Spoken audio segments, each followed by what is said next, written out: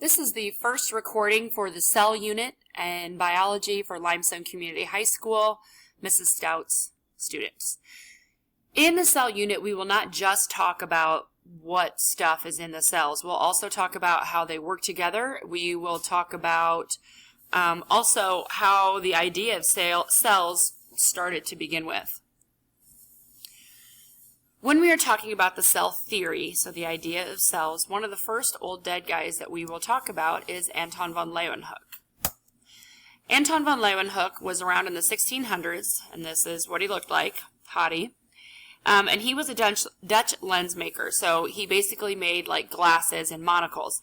And he realized that when he curved and cut his lenses a certain way that you could see things that were otherwise invisible to the naked eye. So you could see things not only that were really small, but you could also see parts of things really up close.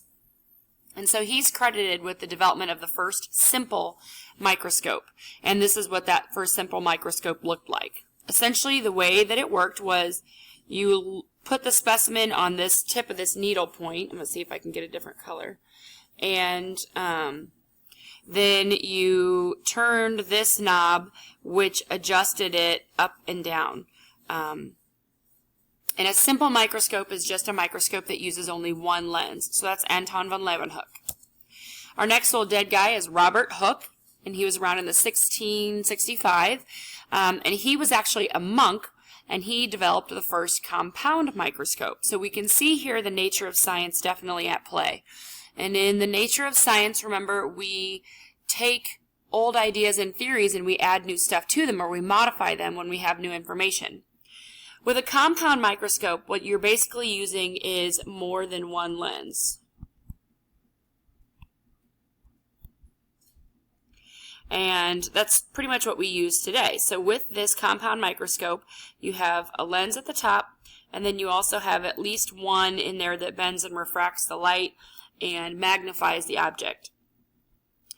Robert Hooke, as I said, was a monk, and he came up with the idea that all living things are made of smaller units called cells, and he came up with that idea after studying the cork of his wine bottle. And what he realized was that, he knew that a cork came from a tree, and there's a whole bunch of these little boxes basically stacked one on top of each other. And so he realized by looking at that and then looking close at his skin that there was a big similarity there. And this was the first part of the cell theory, that Robert Hooke came up with that idea. All living things are made of cells. Schleiden and Schwann, Theodor Schleiden and Matthias Schwann, were around in the 1830s, and they actually studied cells. So here again, we're taking these idea of cells from Robert Hooke and actually looking at them.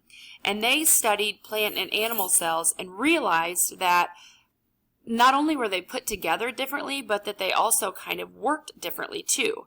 So they expanded the cell theory to include that not only is everything made of cells, but that those cells also have jobs, have function, and you need to go outside.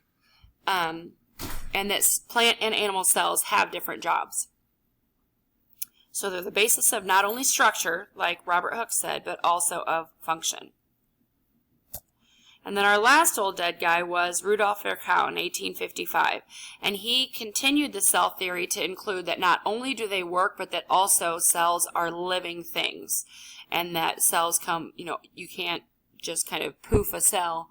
Cells come from each other.